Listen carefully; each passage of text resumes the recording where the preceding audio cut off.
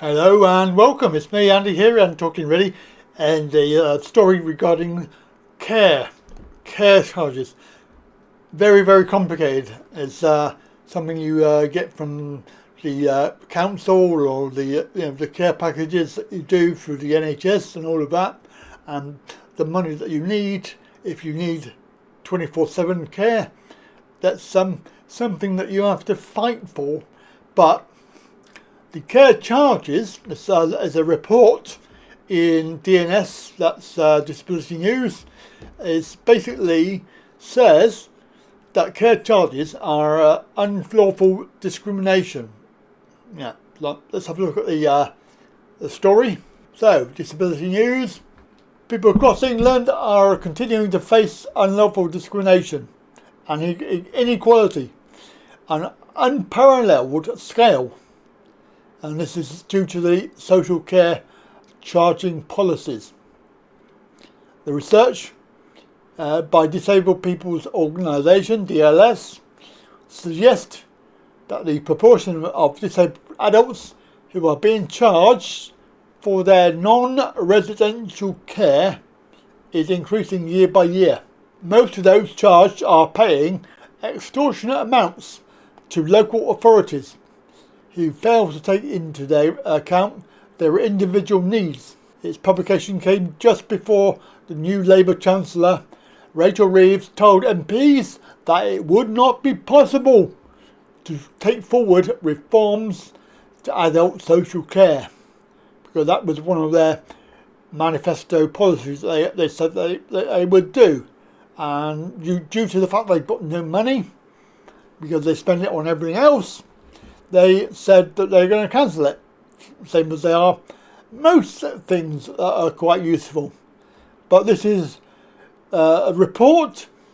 It found very few councils, just 3 out of 40, were fulfilling their public sector equality duty, and that imposed charges on disabled adults, for example, by failing to assess the costs and the benefits of their charging policy, not using discretion in waiving charges, and failing to consult disabled people and disabled people's organisations. Nearly 3/4 of those who responded to the questionnaire said increasing home care charges had a negative impact on their lives. Obviously, because they only get a limited amount of money to pay for it, they're left with less money to enjoy independence, and obviously that will include leisure activities, because obviously the government, they want you to sit at home, watch TV and do nothing at all with your life. That's it, just vegetate.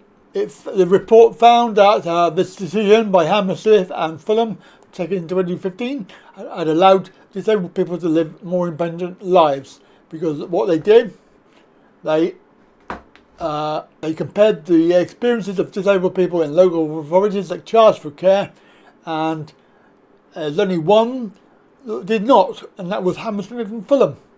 And obviously they found that removing charges had a profound positive outcome. Greater financial resources to spend as they wish, obviously not being ripped off. So one disabled lady said that, who was described in the report, how she had to rely on family to provide care because she could not afford the charges. She no longer had a daily bath and sometimes had to skip meals, obviously because of the pain involved in preparing food. And she said that she only leave the house in the evening because that was when her family are available to support her. I must live my whole life in pain in a cold home with no help, alone. Before, at least I had some help with improved my mental health. Do you really think that they're going to be scrapping care charges? Personally, I don't think so. Charging disabled people for their care is effectively a tax on disability.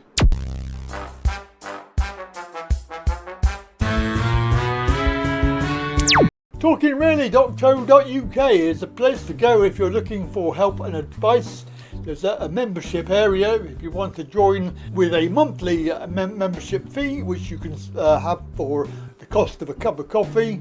I also offer, by way of the Book Me button here, we can have one-to-ones, either a 30-minute or a 60-minute meeting to discuss whatever you like. And somebody recently asked me, what can you talk about? Well, I can talk about anything. If you want to find out any sort of answers to questions that you may have, also details of my experience, what experience I have for you to be able to qualify me to talk to you. Interesting stuff. And can I just chat to you? Yes, you can, of course. And what if I can't afford it? Well, if you genuinely can't afford it, then obviously do feel free to contact me, but I am in this business to help me pay my bills.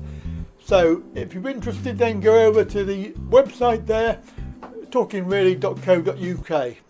I don't understand, because it's the council and the NHS that are giving them the money, and it's the council that are charging them fees. It just does not make sense. Anyway, whatever. That's the story. Don't forget, like, share, subscribe, all that business, and of course, help me out. Support the channel. Do your best. That's all we ask. So that's the story today. Have a very good day. Catch you later.